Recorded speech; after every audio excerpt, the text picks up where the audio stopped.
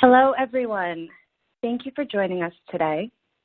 My name is Elise Diamantini. I'm the Content Marketing Manager at Informa, which produces fashion trade events like Magic, Project, Coterie, New York Women's, Mecom Americas, and Children's Club. I'm here today with Brian Trenzo, Head of Sales for Men's Fashion, who will be co-moderating the panel with me today. Thanks, Elise. I hope everyone is doing well and staying safe during this challenging time. Today's webinar is designed to create ongoing dialogue geared towards helping small businesses within the fashion industry navigate uncharted waters during this COVID-19 outbreak. Now, we'll get into that shortly, but first, Elise has a few housekeeping items.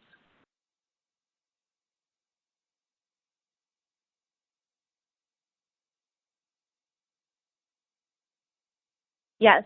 Number one, please note you will be placed on mute for the duration of the call. All questions will be addressed via the Q&A log or at the end of the presentation.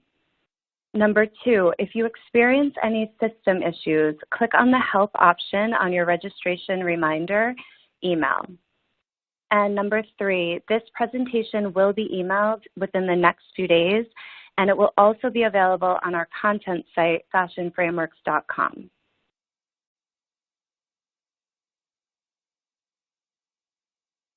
And without further ado, I'll introduce our panel of experts. We have Mark Beckham, VP of Marketing and Events for the CFDA, Karen Giberson, the President of the Accessories Council, Mark Weiss, CEO of Management One, and Gary Wassner, CEO of Hilldun. My first question goes out to the group. If you could all give us a brief overview of the role that your firm or organization currently has in a time like this, and the kinds of conversations that you're having with your clients and members. Mark Beckham, would you like to kick it off? Sure, no problem. Thanks everyone for joining. The Council of Fashion Designers of America is a nonprofit trade organization representing about 500 of the top fashion designers of America, and we have been focused on three really key pillars during this time of crisis. We have been working with the leadership of Tory Burch on lobbying Congress for the recently passed relief package from the federal government to ensure that the fashion industry, the retail industry, was included into those consideration sets. We also have recently, last week, announced the formation of a common thread, which is part of a program that we have with Vogue magazine called the CFDA Vogue Fashion Fund.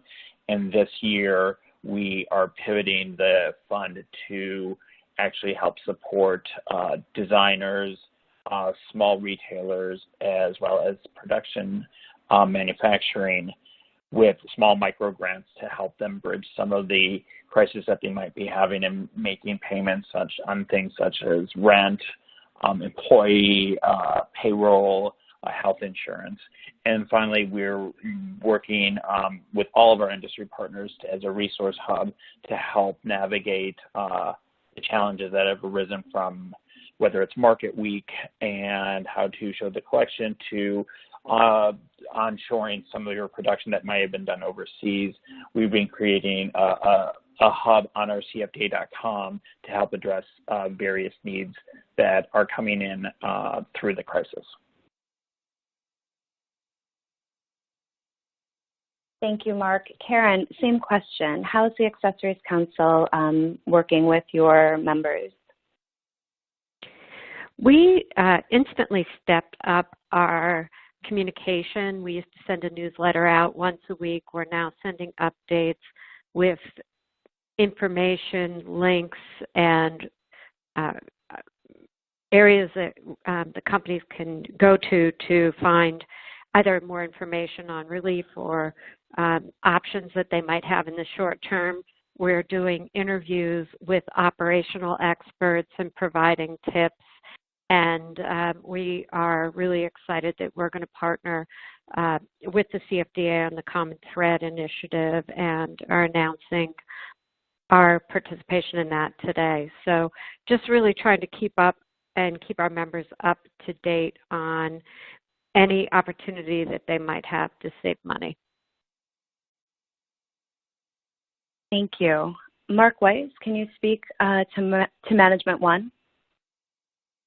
Yes, thank you very much, and thanks for having us and wishing you all good health and safety. Management One works with independent specialty retailers in North America and Latin America, and on February 27th, we launched a blog post with action plans that and activities that retailers can become engaged in. Since then, we've hosted 3 webinars, and we have 6 webinars in total. If you register for any of the webinars, they've all been recorded and are available. We did one on marketing, one on planning and how to plan for your inventory, because you're basically looking at 3 situations: the current situation of April and May. We're also looking at the summer season, if there is one, and then fall, and how to prepare for that, and tactics and strategies to consider. We had one on landlord negotiation. We're having one on financial planning, and we've got experts, and we have synergistic partners and resources and experts that we rely on to help us navigate through this, and we're sharing all of that. Then we're having another webinar on building a virtual company. Management One has been a virtual company for over 20 of its 30 years of existence. So we have the technology down. We know how to work effectively and efficiently in a virtual world. And then we're going to our final webinar will be on Retail Town Hall. And that will have an opportunity for retailers to talk to retailers, share their experiences, things that they're working and doing. Our focus has been, especially for our stores that are closed, how to do business even if your location is closed. Not all of our stores are closed. We've got about 47% of our stores in the nation that are still open. So we're still receiving data daily. We're working with that data, examining it, looking at what's working, what's not working. And as that information becomes available, we're making it available to the public through our blogs and our website, which is management-one.com. Thank you. Thank you, Mark. Gary, can you speak to Hilldun? Sure. I kind of feel like we're right in the middle of the storm. We've got retailers on one side and brands on the other side, and then the brands have their vendors who reach out to us as well. So we're communicating regularly with all of our clients, advising them on what we think are best practices in a situation like this, not that there's any precedent for it, trying to help them with their cash flows, help them with their cash management in general, product, season. We're getting questions of every sort. Should I develop a resort? Is there going to be a resort? I'm also speaking with all the CEOs of the major retailers that our clients sell to and that we approve credit for and collect from. There is no consensus there as to what the best practice should be, and each retailer is doing what it feels it needs to do to protect its own bottom line. Unfortunately for that, we don't have any systematic ideas of how to approach this, so it's impacting everyone in every way. Absolutely. Thank you. Our next question is for Mark Weiss. Mark, Management One has been proactive in communicating opportunities for retailers to stay open while their brick and mortar stores are closed. What do you see as the key opportunities right now, and are there any ways that they can work with their brands? Right, that's a lot of information to disseminate, and I think this is a golden opportunity for every cloud has a silver lining, and this is maybe the biggest disruptor of the decade for retailers. Some retailers are better poised to handle this disruption because they've already established a strong digital footprint and a communication with their clients.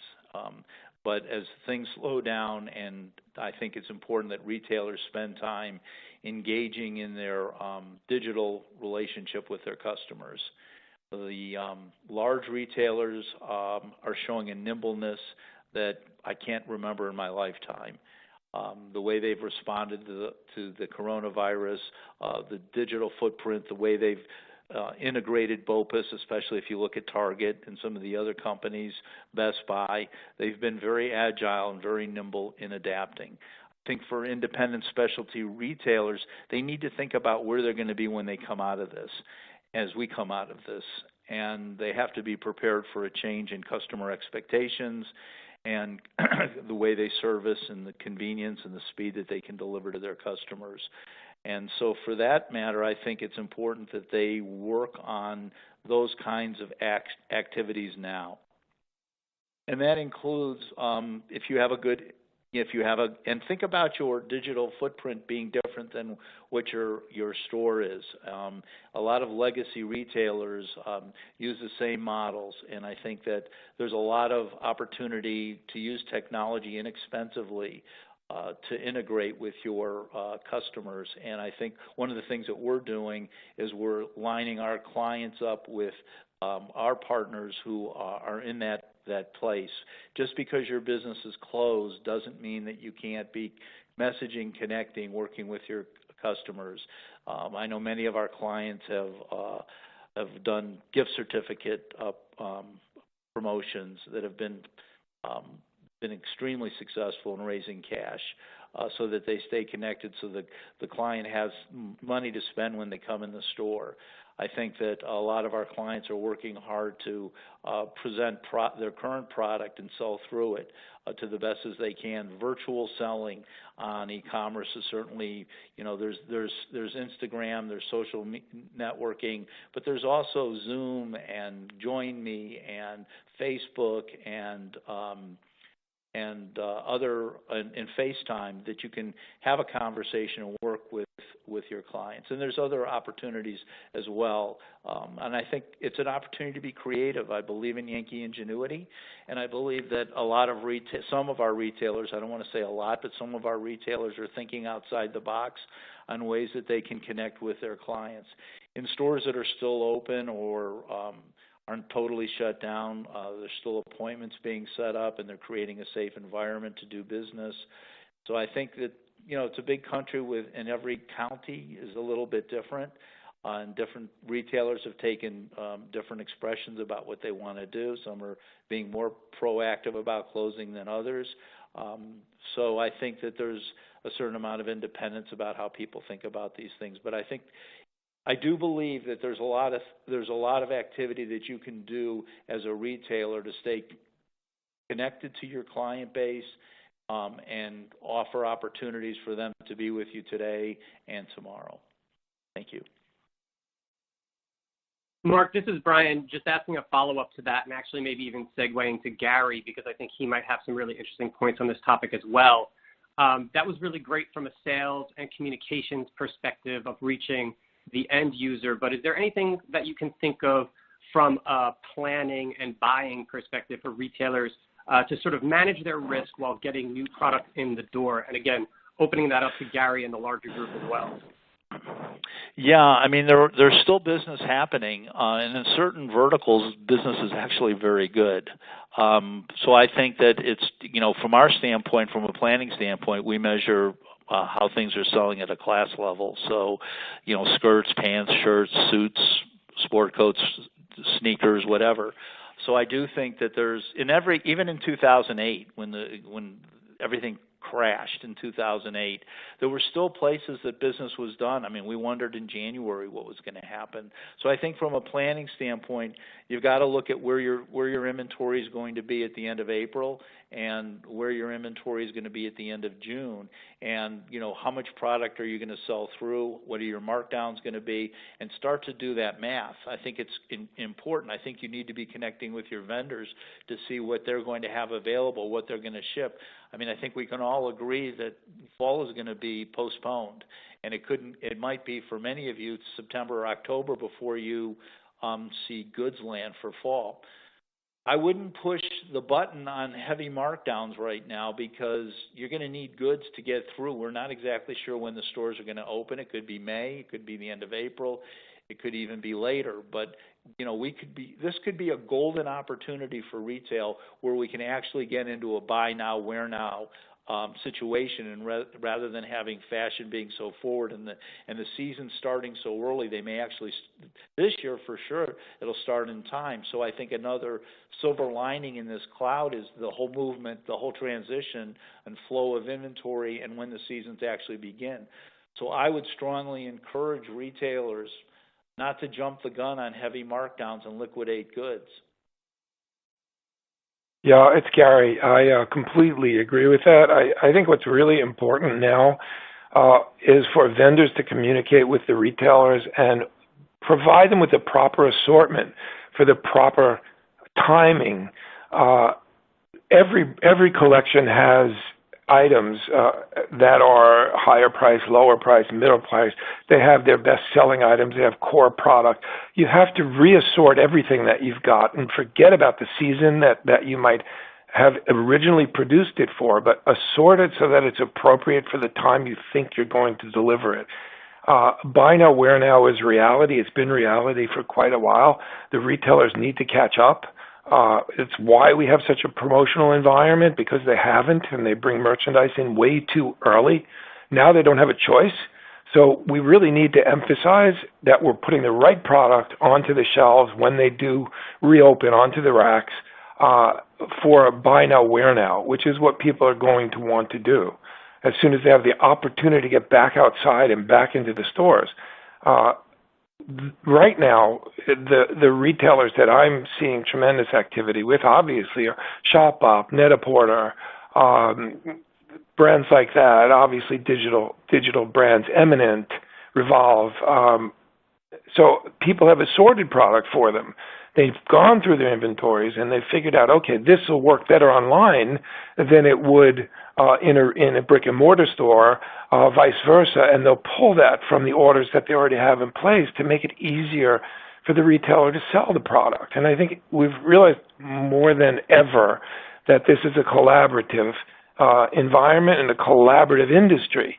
And those who don't collaborate and don't consider their vendors partners are going to suffer in the long run by virtue of that. So I think it's really important to communicate, to work things out, to change orders around, forget about seasonality, just do the right product at the right time. Thank you for that, Gary. Thank you, Gary. And I just would like to back that up. Can I just back that up for a minute? Because I think Gary talked about the flow of inventory, and getting the flow of inventory down and correct is critical to your cash flow. And if you don't get the assortments down and you don't bring it in at the right time for selling, you're going to just back up your own cash flow in a bad way. So I think he really nailed it, and I think that if there's one thing to take away out of this is the flow of your inventory and your assortment so that you have what customers want as we get into season. So this could be a game changer, and the collaboration between retailers and vendors is critical. Thank you, Mark. Moving to Karen, the Accessories Council has definitely stepped up communication and is working to provide members with as much information as possible. Could you please speak to some of the developments regarding tariffs, a topic that you're so very close to, that are impacting accessories specifically, but maybe apparel more generally? And how this may result in something like refunds in handbags and any other categories. Right. We've been watching very closely the categories that are exempted for tariffs, and mostly it's been items that are related to medical supplies or the PPE that, so needed. But on the 20th of March, there was an exclusion issued for certain categories of handbags, backpacks, duffel bags, tote bags, mainly made out of synthetics with specific kinds of handles. And what we did was advise our companies to check and see if any of their categories were included, keeping in mind that if one company was granted exclusion for the category, everyone benefits from it. So one can either apply with their customs broker for the refund, or depending on how long they've been paying in that category, different remedies to get that money back. Additionally, one might want to take a look at those specifics, because as you're designing going forward, you would be exempt from future products that you bring in that are those specific measurements or classifications. Now, I also noticed that there seemed to be something with printed paper that I thought maybe some of our novelty suppliers would benefit from. I have not seen anything in apparel at this point. Additionally, we signed on, along with many other organizations, to a letter that senators sent to the Secretary of the Treasury last week. And that letter appealed for a 90-day relief period, or at least a relief period on the additional tariffs until this crisis passes. We have not seen an answer to that yet, but it's something that we're monitoring every day and that we'll put out into our newsletters as we learn more. We're at Accessory News. You can get our letter on our website, which is accessorycouncil.org, so you can sign up and receive those updates. Thank you. Thank you, Karen. Our next question is from Mark, and Karen, you might want to speak to this too. So many nonprofits and industry associations are rallying around the industry. For example, Mark mentioned the CFDA relaunching a common thread, and the Accessories Council, as Karen mentioned, has joined in with their efforts by making a sizable contribution to the fund. Mark, are there any assistance programs, grants, or initiatives that business owners could look into? Yes. So a common thread right now is we're in the middle of fundraising, and to date we have over $2 million that has been raised in the course of the week. And we will be opening applications through CFDA.com on April 8th. At that point, any business that has been in any company that has been in business for 2 years or more can apply for micro grants. There is an application, an easy application as to why you're seeking the funds. And a little bit more of information on the brands. But that will be open to design companies. It could be small independent retailers. It can be manufacturers. And the funds are really earmarked. They're small micro grants. The level is dependent on what you're applying for, but it's small grants, probably no more than $100,000, but probably less, to really help carry you through the immediate crisis to get you through the other end. And that could be for sourcing materials to produce the next collection. It could be for paying staff that you may want to furlough, paying for medical insurance if you have furloughed and you don't have the ability to pay for those insurance. So those are, some of the initiatives that we are looking to fund that will be reviewed by a small steering committee that's being formed right now. And the grants will be probably made into installments in May and June.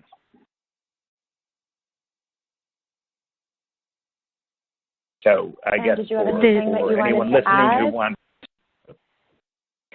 I do. If someone wanted to make a donation to that, part of the gift that we were able to arrange with Arlene Gold Launchpad and the Accessories Council is a $250,000 match. So anyone who donates, we will match up to $250,000. So it's a good time to support that cause. That's amazing. Thank you so much. The next question is for Gary and Mark, but we could open it up generally if anyone on the panel feels strongly about it. So this is in regards to SBA loans, potential grants, and other stimulus packages that may be afforded by the federal government or even state and municipal governments. So what are some of the issues that brands and retailers should look out for? And are there any downsides to seeking this relief? This is Gary. Mark, I hope you don't mind. I'll start this off. We just ran a webinar with the SBA, and I think we had about 400 people involved in it, where the SBA did a PowerPoint and explained what's available to the brands, what's available to the business owners. Some of the things that they emphasized, and I think these are extremely important, is you have to submit these applications online at the SBA website. There's a mad rush for everybody in the country to do this. If your application's incomplete, it gets rejected. To try to do it again is even more difficult than the original attempt.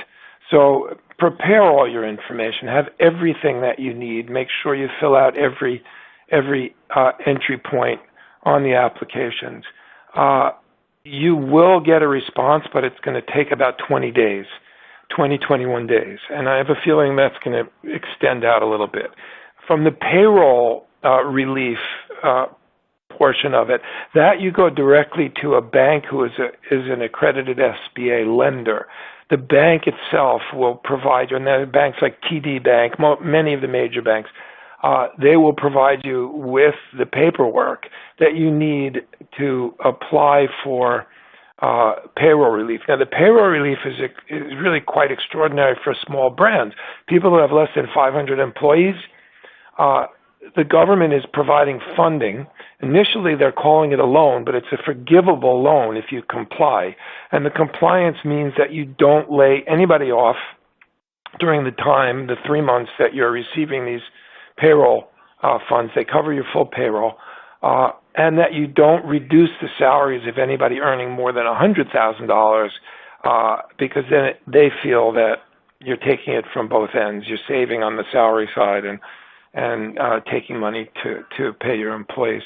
If you comply, they forgive the loan. So you're really getting 3 months of payroll paid, and you can continue to employ people, which is really critical when everything reopens, whenever that might be, hopefully before 3 months are up. So the SBA has done some very, very good programs for small business. As long as you are clear and your records are good and you have an accountant, my suggestion is you have an accountant help you prepare this so that you don't make an error. But there's some great opportunities there. The payroll relief will start immediately. It does not take long to process through one of these banks. So reach out to your bankers, see if they're SBA approved, if they're an SBA lender, and question it immediately.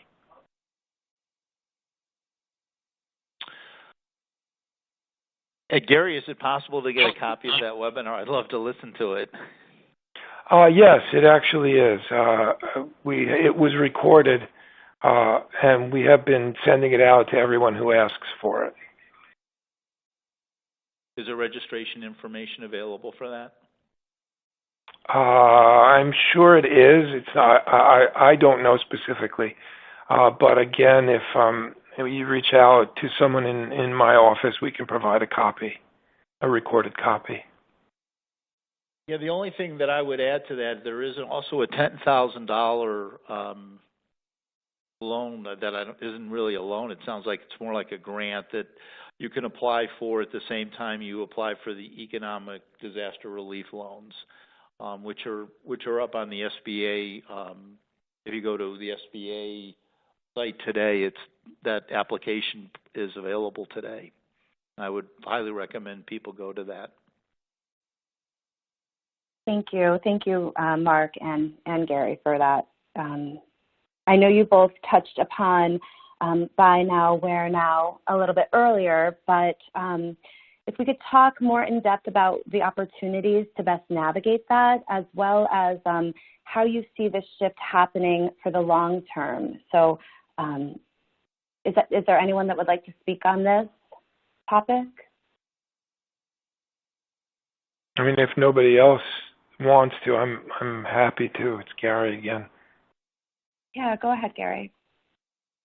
Okay, this is almost a no-brainer. We've been talking about this for years. I've been advocating it. Many people have been advocating It's the way the consumer is shopping. The consumer no longer buys things and stores them and waits for it to get cold and puts on a winter outfit. It just doesn't work that way anymore. So if this is what it takes to force retail to reconsider the sequencing of market and of apparel, then maybe something good will come out of this in the end. We're still producing in the same cadence. We still need the 6 months to produce product. This isn't fast fashion. It's just producing things that are appropriate for the time of year and for this seasonality. It's more natural.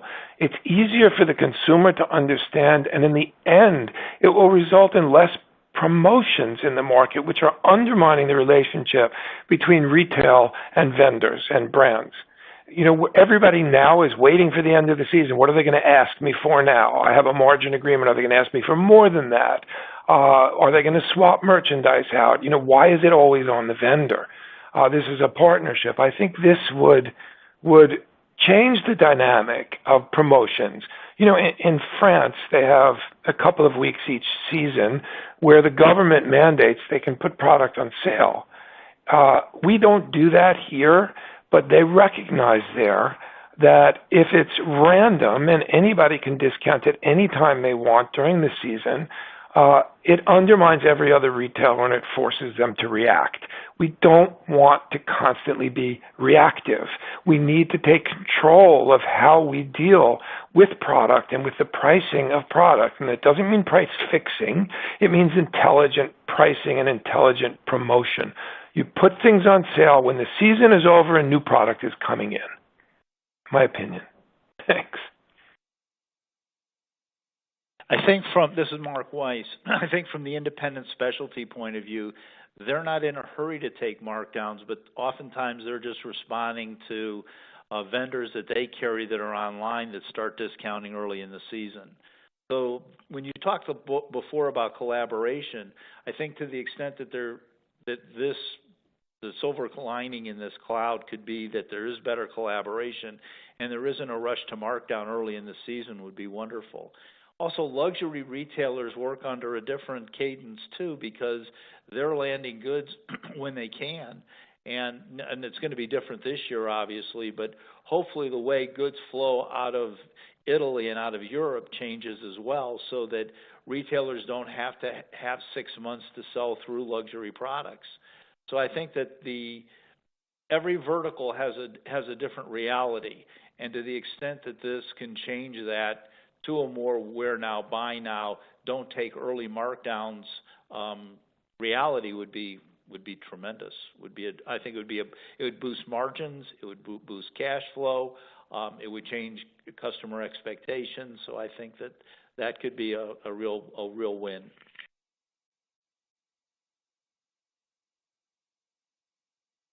You know, Gary, you had mentioned proactive, and this whole conversation on this last point has been about shifting calendars and sort of behaving as an industry in a way that's more aligned with the way that the consumer behaves. And I think that's an interesting segue into the global calendar, things that we're seeing, at least on the men's side of the business. So I'll start with Marc directly because we've seen London and Paris men's fashion weeks canceled now with no sort of news as to when they will be hosting their next edition.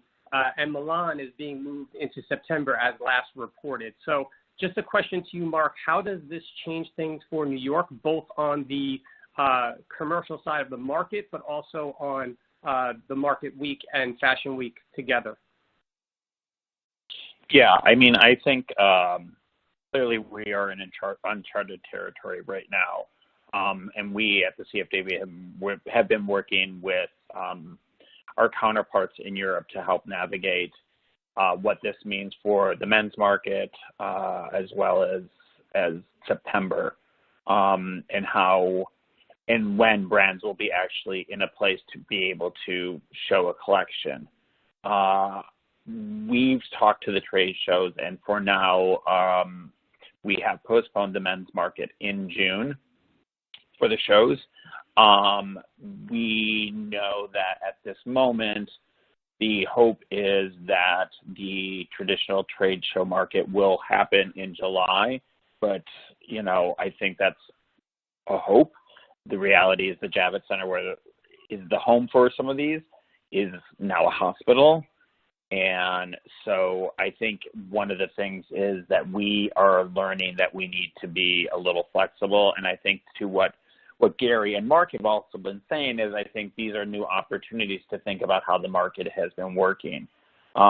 We did a study at the CFDA about 3 or 4 years ago on the See Now, Buy Now and more of a seasonless collections, because I think we all agree that, some of the old terminology, spring, summer, resort, pre-fall, while works maybe for a small group of people, for the general consumer, it's quite confusing and not something that is easily translatable. So we put together a study to try to navigate what the show market, which the traditional fashion show, which has been showing a collection that was then bought by the retailer, used from the fashion directors to kind of pull together assortments and trends, magazines to, look at how they're going to be covering those collections in the future. But with the advent of social media and the publishing world, the media world changing so rapidly, that model seems quite outdated. And not something that is leading to it's leading to more confusion from the consumer end, because they see collections in September that are coming down the aisle that won't be ready until February or later. And so I think for now we are postponing men's. We are aligning with the market to see how we can, as a men's wear industry, both from the editorial show, product launch, fashion show, how does that relate to when people are actually spending dollars? So it's I think, unfortunately, something that we're still looking at on a daily basis. We're hoping that we can do it in July, but I think it's also looking at how does this pause really impact the production, and the cadence that has been in the past might not be the cadence that's going to go in the future. Yeah, this is Gary again. I think we also have to keep in mind how much inventory is going to be in the system once doors reopen. We're going to have 3 seasons piled on top of one another, which is why I've been suggesting everybody just reassort and ignore what season they were produced for. With global warming, unfortunately, we don't have these super cold moments and these super hot moments. It's all blended together anyway. So we should assort for people's lifestyles, and we're going to have just so much inventory. The stores are over-inventoried. The brands have April, May, and June that they cannot ship. So all of that inventory will be available. And then, of course, pre-fall and fall. So we all need to work together to figure out how to properly sell this, how to properly show it, and reach the consumer in a positive way, as opposed to, we're just, we've got a mass amount of merchandise that we just need to get rid of. That's not the case. It's brand new merchandise, just hasn't been shown yet. So we have to be thoughtful, and we have to work together. And another thing that we can't do is forget the small brands. It's great to be able to show in Paris. It's wonderful to be able to get a major platform to show your product. But if we eliminate the opportunities for small brands to show and to be seen globally, whether it's digitally or physically, we're ignoring a huge percentage of the industry. So we have to reinvent what we're doing and when we're doing it. And it's not as simple as Mark said. It's uncharted territory. So it's going to take a lot of thoughtfulness and cooperation. Yes, definitely.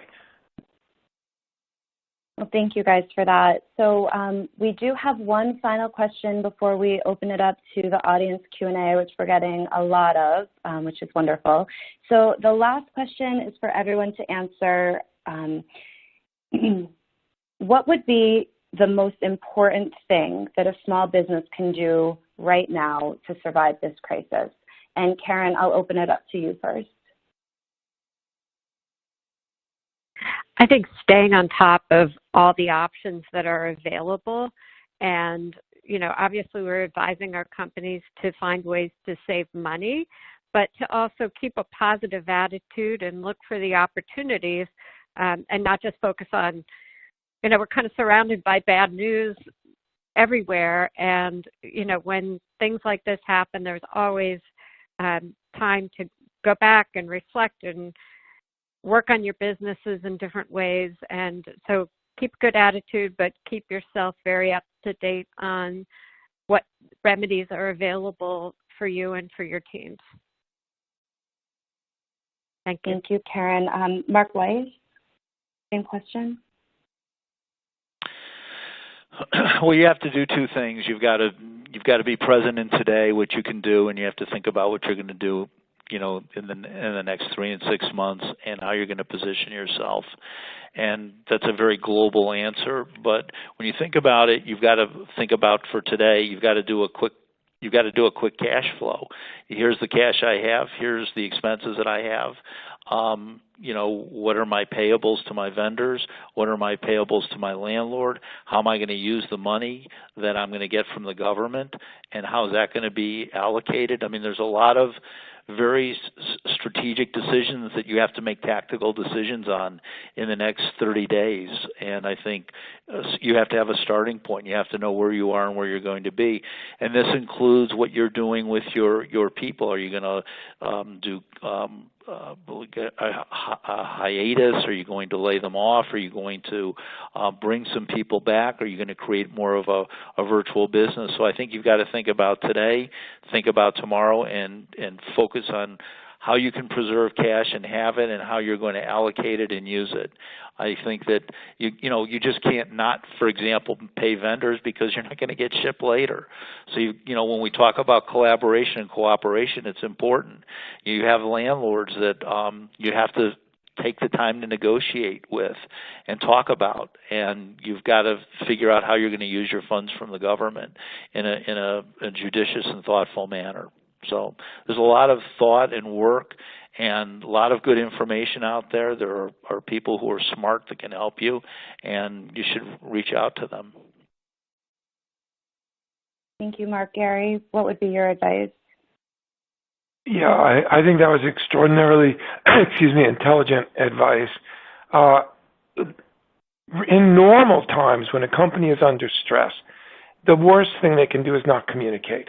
If you talk to your vendors, talk to your landlord, talk to your retailers, there's always a compromise that can be made. We all understand the extraordinary circumstances and pressures that everyone's under today. Not communicating, just not paying bills, that's not the way to handle it. Yes, everybody's afraid, and everybody knows that their cash flow is constricted. They see it. They're expecting things to be paid late, but the demands are demanding something and is very different than agreeing upon something through a discussion and a compromise. And what can you possibly do? How can you do it? Stretch out your bills. Make them realistic so that you can meet your commitments. What I am seeing, unfortunately, from some of the very big retailers is not a conversation. It's, we're canceling all your orders, and we're extending our terms by 90 days or 60 days or whatever the case might be. It's not a conversation. And those actions are hurting so many people who just cannot afford to have zero cash flow for this period of time. I wish people were more cooperative and reached out and explained their distress. I mean, everybody's aware of it, and came to some kind of compromise. It cannot be a across-the-board solution for every single brand. Lots of brands have reserves. Lots of brands are big. They have parent companies. They have private equity backing. there are many situations involved in the inability or the ability to pay. And I think everyone needs to be thoughtful of what damage they're creating and doing, and do what they absolutely can do. You can't do things that are impossible today, but if you have X amount, make sure you're fair about allocating it. If you have nothing, explain that too, and tell them when you will be prepared to start paying bills again and what you need to get from here to there. It's not okay to just say no or cancel or walk away from obligations. There is no future for you if that's the perspective and the tactic you take. So I can only encourage cooperation and understanding. It's an extraordinary time.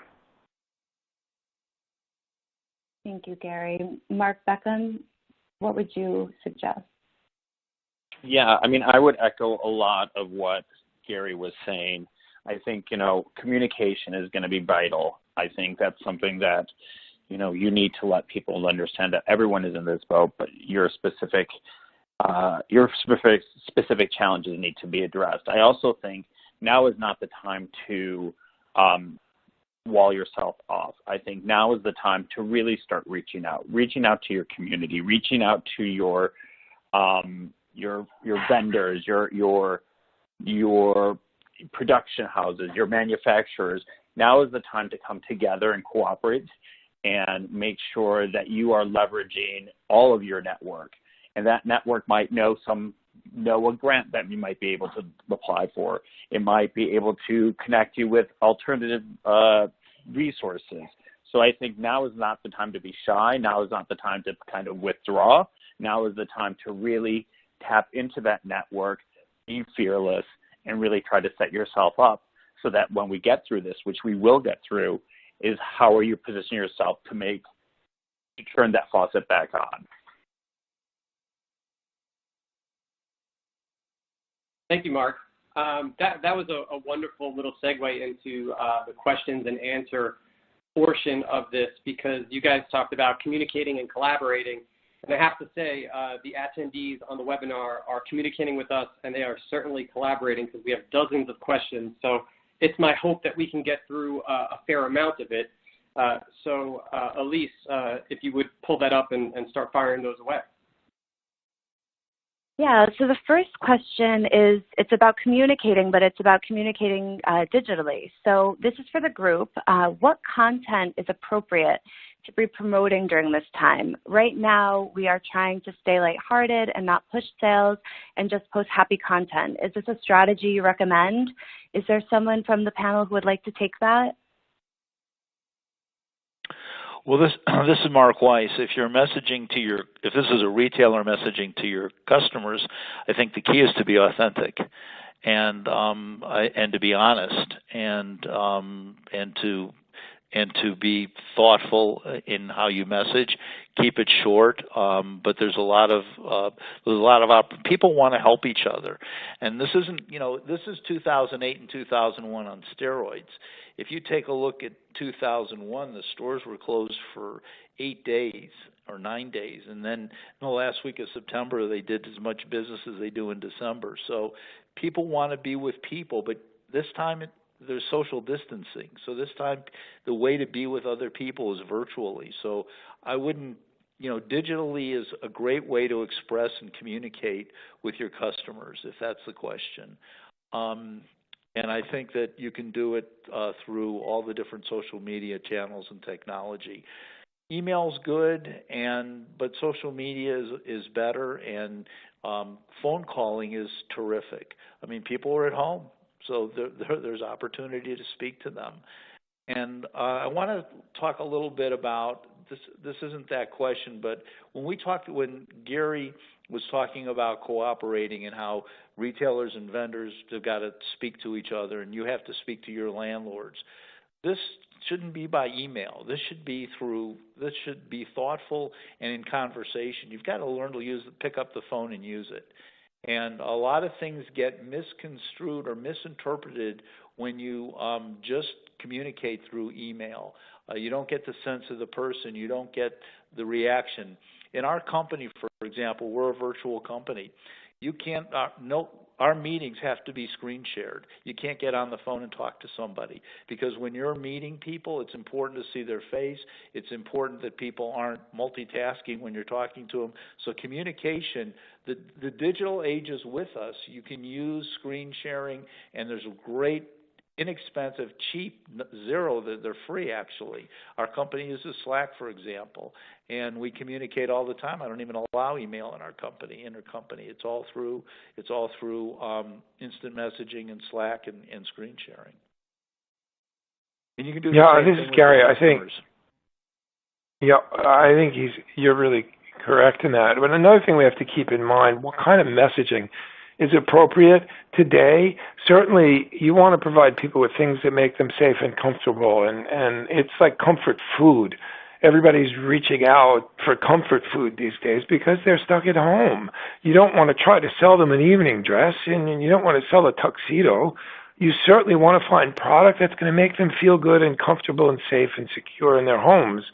So every collection has pieces that fit into that category, no matter what who the designer is. So just be intelligent about your messaging.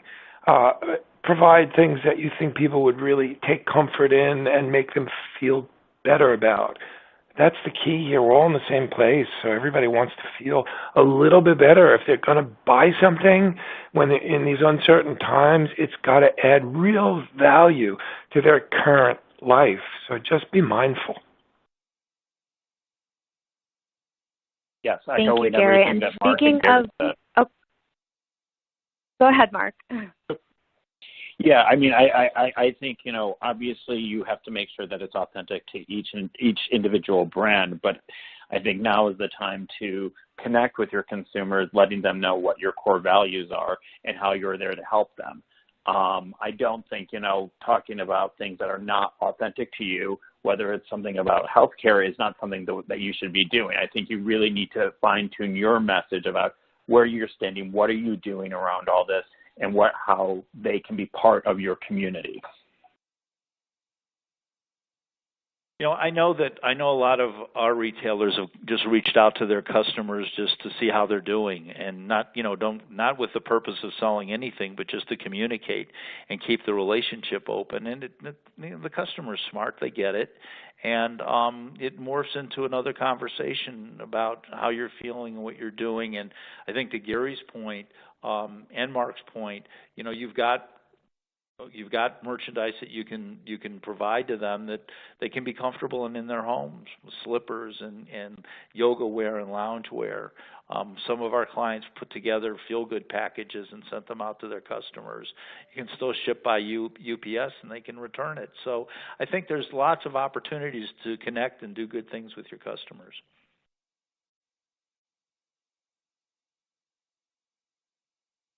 Thank you. So on the topic of communication, and this goes out to the group, how should sales reps be communicating with retailers right now? What is the messaging? And is there any financial relief for independent sales reps that you know of?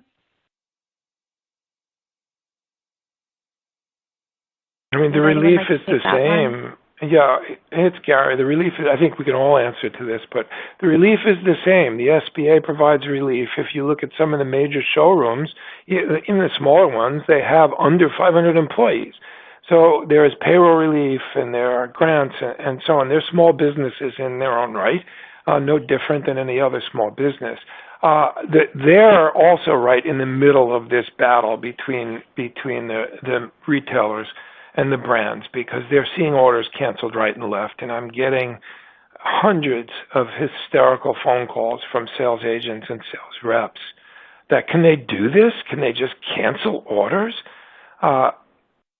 What we've found is that when the sales agents go back to the retailers and say, listen, we can't just cancel. You can't send me an email canceling everything. These goods have been made. We need to negotiate them. We need to, as I've said before, reassort. We need to push deliveries out. We need to exchange from one season to the next. But you can't just cancel. You're putting these brands out of business, and you have to appeal to them because it's reality and it's truth. And I think people do respond to truth. I was on a call with the CEO of a major digital retail e-commerce platform, and I said, you can't just cancel orders. Why don't you say, listen, I can take all of this in. I'll take it in 6 weeks later than I was going to, but I need a discount of some kind. And the response was, well, we never thought of that. I was, are you kidding me? I mean, it's either a flat-out cancellation or nothing. So sales agents have the ability to negotiate, and they should remind people of their responsibilities and the damage that it causes and work something out.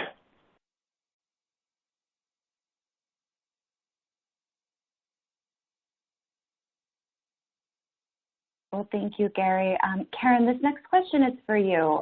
When talking about comfort and safety, it's clear what can be done in terms of clothing and footwear, but what about the accessories department, specifically jewelry? How would that translate?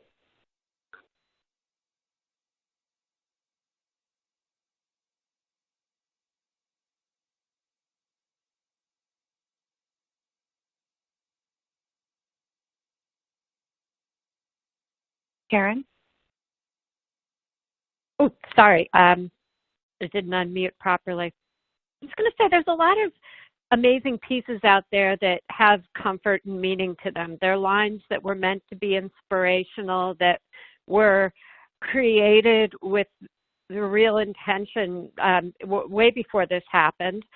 The other thing that we're talking about lightly is Mother's Day's coming up. While lots of things are being canceled, holidays like that are still going to be there. You're going to want to send something to mom. So we're looking at affordable gift options and really encouraging our companies to just be super authentic in their communication and, sensitive and empathetic to what's happening to everyone right now.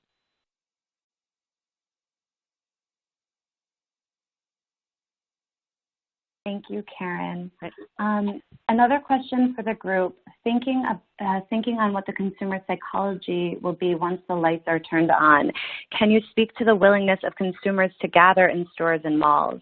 Any insight on that from the group?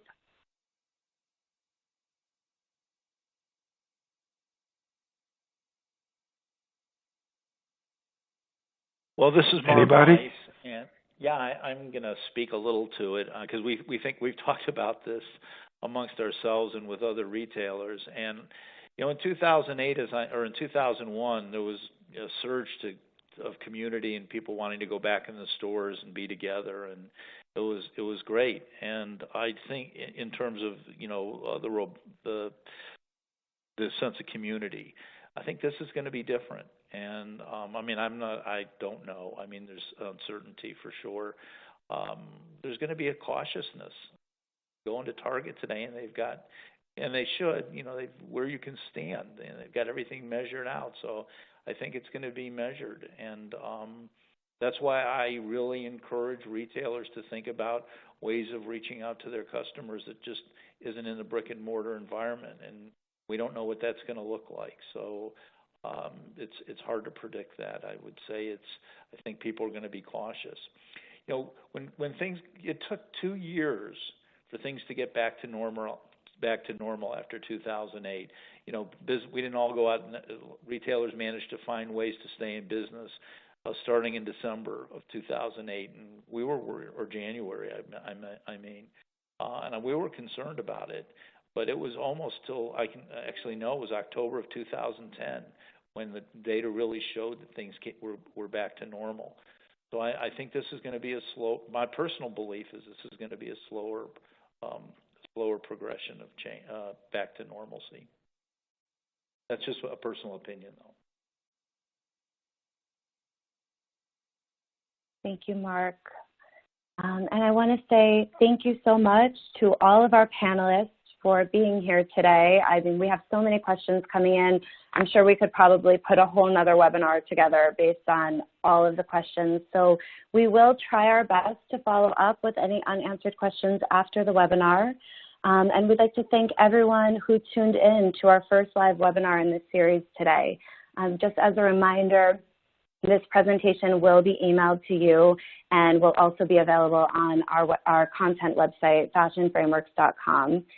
And just lastly, this webinar was brought to you by our industry-leading brands, Magic, Coterie, and Project, and we want to stand together in support of our industry. So thank you again to our panelists and our viewers. We hope everyone stays well. Have a great rest of your Monday. Thank you. Thank you very much. Thanks so much.